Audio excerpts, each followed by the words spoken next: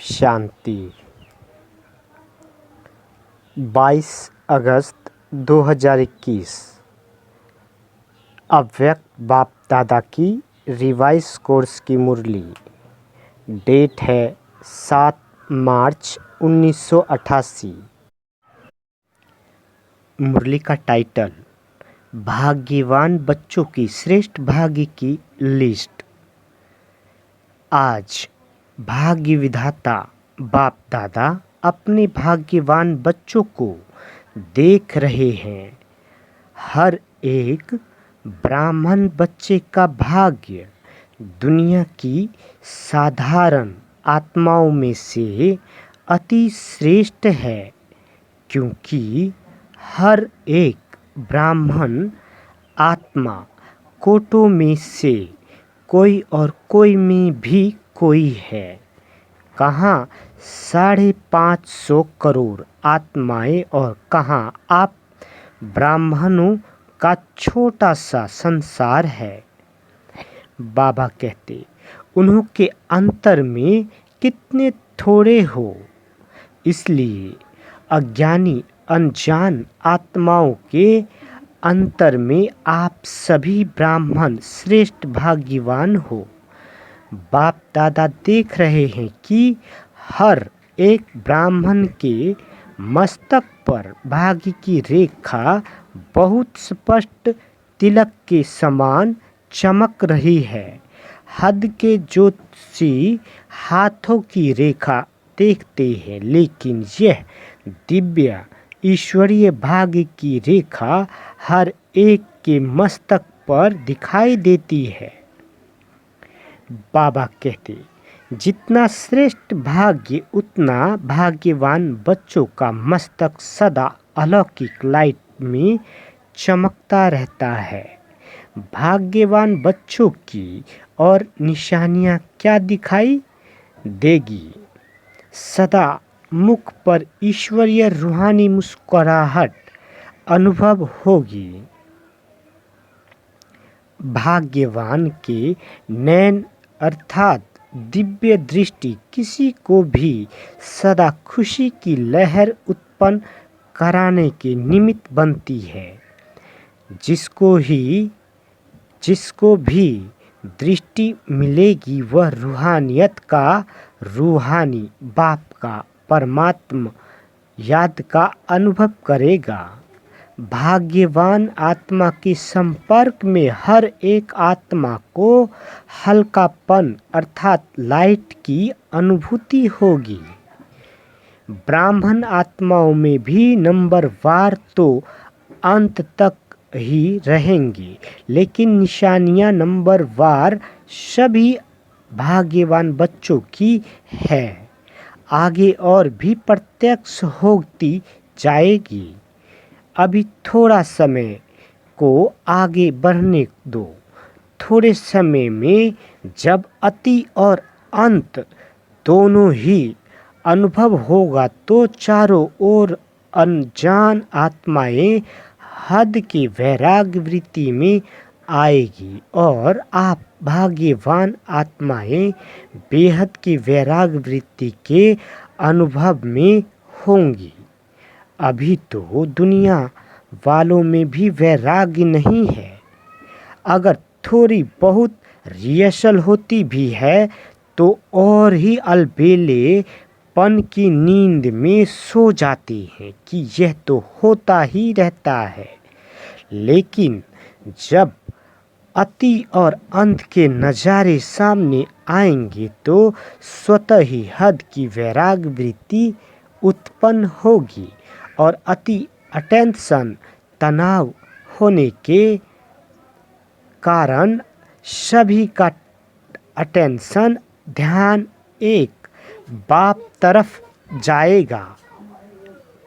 उस समय सर्व आत्माओं की दिल से आवाज निकलेगी कि सबका रचयिता सभी का बाप एक है और बुद्धि अनेक तरफ से निकल एक तरफ स्वतः ही जाएगी।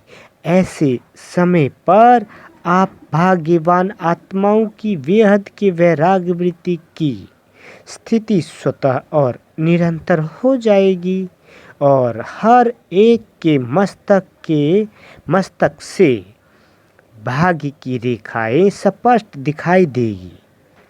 बाबा कहते, अभी भी श्रेष्ठ भाग्यवान बच्चों की बुद्धि में सदा क्या रहता?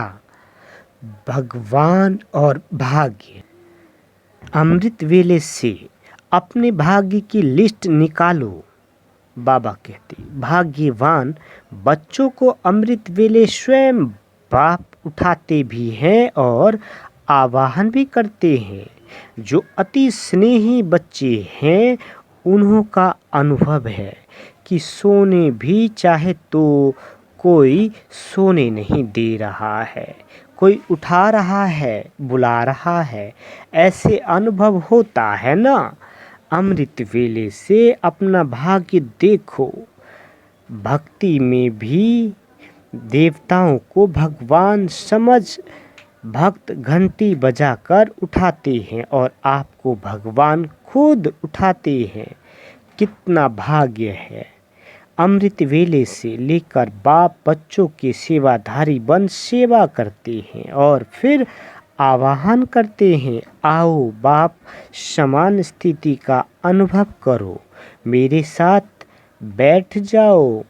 बाप कहाँ बैठा है? ऊंचे स्थान पर और ऊंची स्थिति में। जब बाप के साथ बैठ जाएंगे तो स्थिति क्या होगी? मेहनत क्यों करते हो? साथ में बैठ जाओ तो संग का रंग स्वतः ही लगेगा। बाबा कहते, स्थान के प्रमाण स्थिति स्वतः ही होगी। जैसे मधुबन के स्थान पर आते हो तो स्थिति क्या हो जाती है? योग लगाना पड़ता है या योग लगा हुआ ही रहता है? तभी तो यहाँ ज़्यादा रहने की इच्छा रखते हो ना। बाबा कहते, अभी सबको कहे और 15 दिन रह जाओ तो खुशी में नाचेंगे ना।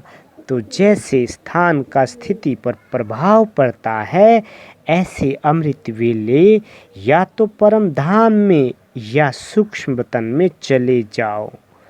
बाप के साथ बैठ जाओ। अमृत वेला शक्तिशाली होगा तो सारा दिन स्वतः ही मदद मिलेगी। तो अपने भाग्य को स्मृति में रखो, वह मेरा भाग्य। दिनचर्या ही भगवान से शुरू होती। फिर अपना भाग्य देखो। बाप स्वयं शिक्षक बन कितना दूर देश से आपको पढ़ाने आता है। लोग तो भगवान के पास जाने के लिए प्रयत्न करते और भगवान स्वयं आपके पास शिक्षक बन पढ़ाने आते हैं। कितना भाग्य है और कितने समय से सेवा की ड्यूटी बजा रहे हैं। कभी सुस्ती करता है, कभी बहाना लगाता है।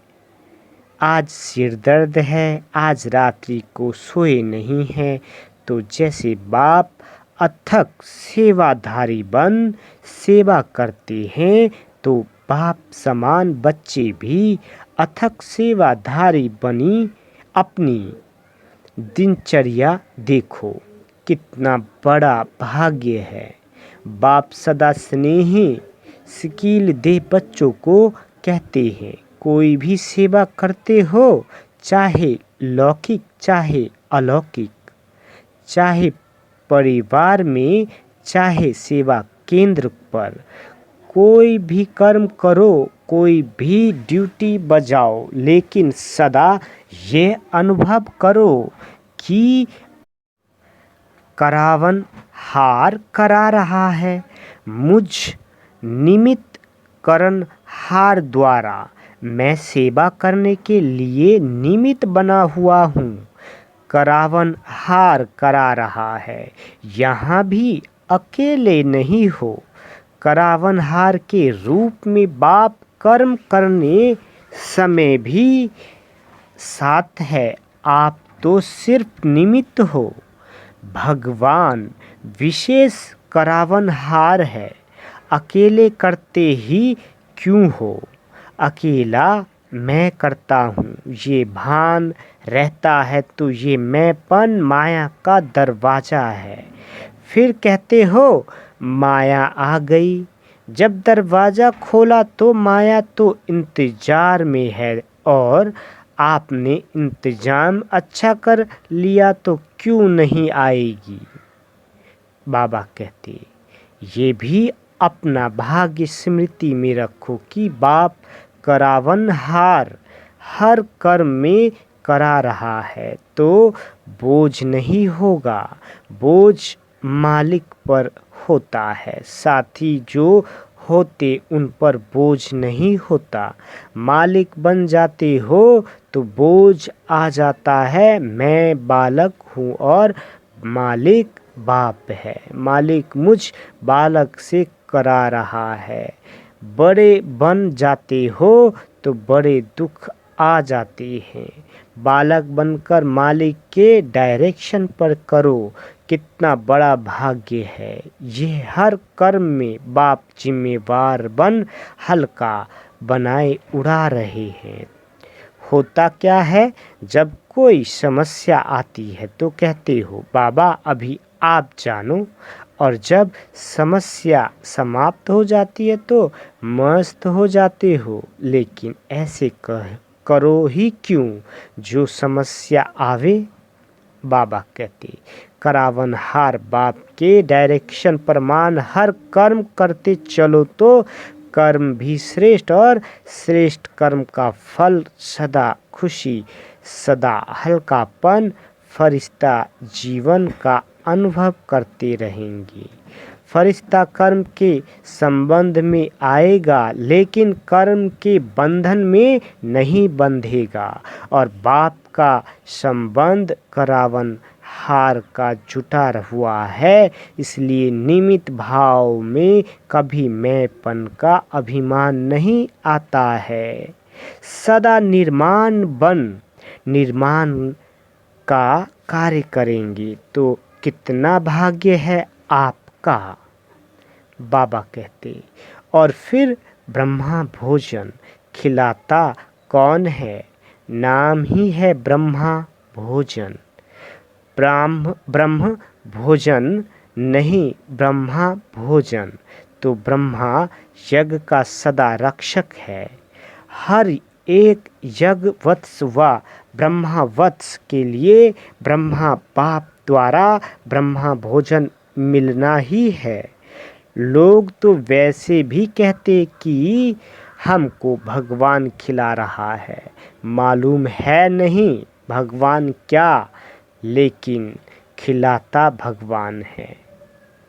लेकिन ब्राह्मण बच्चों को तो बाप ही खिलाता है, चाहे लौकिक कमाई भी करके पैसे जमा करते उससे भोजन मंगाते भी हो, लेकिन पहले अपनी कमाई भी बाप की भंडारी में डालते हो। बाप की भंडारी भोलानाथ का भंडारा बन जाता है। कभी भी इस विधि को भूलना नहीं तो सोचेंगे हम खुद कमाते खुद खाते हैं। वैसे तो ट्रस्टी हो, ट्रस्टी का काम कुछ नहीं होता है, हम अपनी कमाई से खाते हैं, ये संकल्प भी नहीं उठ सकता। जब ट्रस्टी है तो सब बाप के हवाले कर दिया, तेरा हो गया मेरा नहीं। ट्रस्टी अर्थात तेरा और गृहस्थी अर्थात मेरा।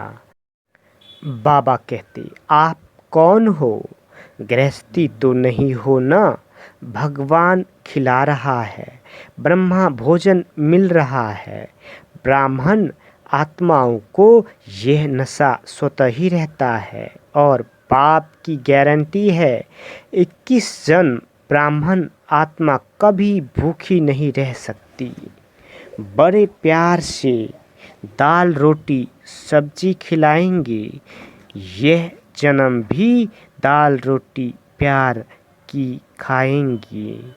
मेहनत की नहीं। इसलिए सदा यह स्मृति रखो कि अमृत वेले से लेकर क्या क्या भाग्य प्राप्त है। सारी दिनचर्या सोचो, सुलाते भी बाप है लोरी देर करके। बाप की गोदी में सो जाओ तो थकावट बीमारी सब भूल जाएंगी और आप आराम करेंगे। सिर्फ आवाहन करो आराम, तो आराम आ जाएंगी। अकेले सोते हो तो और संकल्प चलते हैं। बाप के साथ याद की गोदी में सो जाओ। मीठे बच्चे, प्यारे बच्चे की लोरी सुनते सुनते सो जाओ। देखो कितना अलौकिक अनुभव होता है। तो अमृत वेले से लेकर रात तक सब भगवान करा रहा है। चलाने वाला चला रहा है, कराने वाला करा रहा है। सदा इस भाग्य को स्मृति में रखो, इमर्ज करो। कोई हद का नशा भी जब तक पीते नहीं तब तक नशा नहीं चढ़ता। ऐसे ही सिर्फ बोतल में रखा हो तो नशा चढ़ेगा, ये भी बुद्धि में समाया हुआ तो है, लेकिन इसको यूज करो।